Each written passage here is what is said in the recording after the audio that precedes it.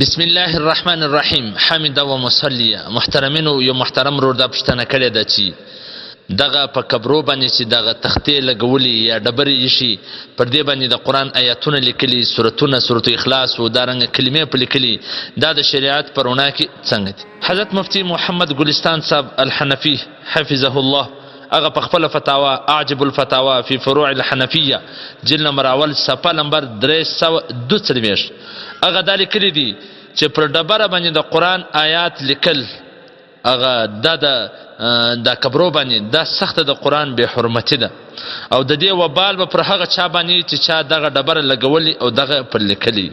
دا جایز نه دي، دا د قرآن آیات چې پر ډبرو لیکلي.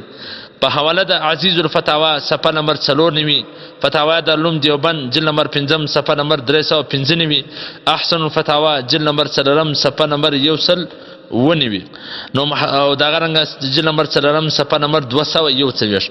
محترمینو، دغه پر ډبرو پر دغه تختو چې دغه آیاتونه او دا شان کې دا سخته د قرآن به حرمتي وي، دا بارانونه وسی، دا خټې پر مشتي وي، دا نور کچرې، دا دوړې او ګرد غبار پر دوړيږي، دونه د الله د کلام سره به حرمتي نه کوي، نه دغه د کلماتو به حرمتي کوي.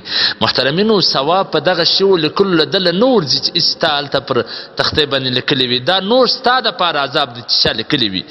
د دې ځای سره قرآن آیات وایي الله وروي بخشي، الله ثواب واغته ورورسه. دا ډیره بهتره ده چې دا پر ډبرو پر دې شانو باندې خلکو لیکلي وي.